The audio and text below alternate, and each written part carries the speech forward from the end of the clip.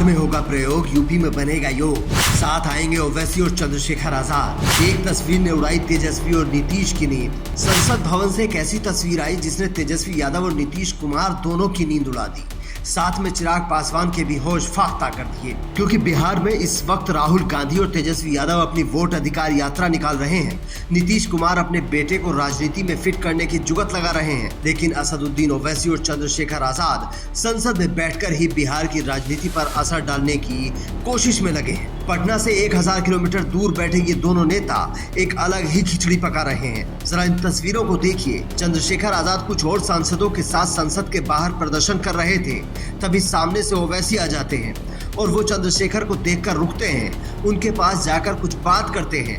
दोनों के बीच कुछ सेकंड बात होती है और फिर असदुद्दीन ओवैसी भी चंद्रशेखर आजाद के साथ प्रोटेस्ट में शामिल हो जाते हैं। आप जानते हैं कि कोई भी नेता किसी दूसरे के मुद्दे में साथ नहीं देता, क्योंकि राजनीति में कोई अपने कंधे पर खड़ा करके किसी को आगे बढ़ने नहीं देना चाहता। लेकिन चंद्रशेखर आजाद के लिए ओवैसी ने सारी राजनीति भुला दी। इसका मतलब ये है कि दोनों के दिल मिले हुए हैं और बिहार में कुछ खिचड़ी पक रही है। आरजेडी के लोग हमेशा ओवैसी की ताकत को नकारते हैं और उन्हें बीजेपी की बी टीम साबित करने की कोशिश करते हैं, लेकिन हम आंकड़ों के साथ आपको बताते हैं कि ये दोनों साथ आकर क्या क्या कर सकते हैं। पिछले विधानसभा चुनाव में ओवैसी की पार्टी ने अपने दम पर 5 सीटें जीती थी। इस बार सीमांचल में उनका दबदबा और बढ़ने की खबरें हैं। बिहार में करीब 17% मुस्लिम वोटर हैं, जो सीधे तौर पर 50 सीटों पर असर डालते हैं, जबकि राज्य में करीब 28% दलित वोटर हैं।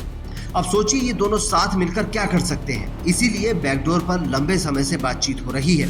दिल्ली में ओवैसी और चंद्रशेखर आजाद की सीक्रेट मीटिंग की खबरें चल रही हैं, लेकिन इन तस्वीरों ने तेजस्वी यादव को परेशान जरूर किया होगा और इन्हें देखकर राहुल गांधी भी उनसे कह रहे होंगे कि मैंने पहले ही कहा था चंद्रशेखर आजाद को अपने साथ ले लो, लेकिन आप मानते ही नहीं। चंद्रशेखर आजाद ने 100 सीटों पर चुनाव लड़ने का ऐलान किया था, जिसमें से 60 से ज्यादा सीटों पर वो विधानसभा प्रभारियों की नियुक्ति भी कर चुके हैं। हालांकि गठबंधन को लेकर आजाद समाज पार्टी इस बार थोड़ा सतर्क है, क्योंकि हरियाणा में जो गलती उनसे हुई वो इसे दोबारा नहीं दोहराना चाहते।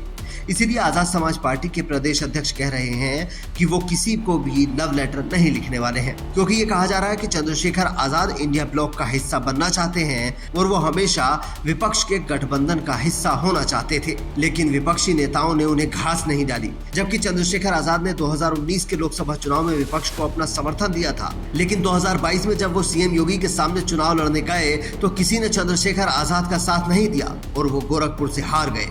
पर 2024 में वो अपने दम पर नगीना से चुनाव जीते और संसद तक का सफर तय किया। कहा जाता है कि इंडिया गठबंधन में यूपी के एक नेताजी हैं जो नहीं चाहते कि चंद्रशेखर आजाद भी इस गठबंधन का हिस्सा बने, जबकि राहुल गांधी की चंद्रशेखर आजाद को लेकर पॉजिटिव राय है। लेकिन वो नेताजी किसी भी हाल में चंद्रशेखर आजाद को इस गठबंधन का हिस्सा नहीं बनने देना चाहते। इसीलिए अब चंद्रशेखर आजाद ने तीसरा मोर्चा बनाने की कोशिश की है। आपको क्या लगता है, क्या ये गठबंधन बिहार चुनाव में कोई असर डाल पाएगा या नहीं? Bureau report, Indian news.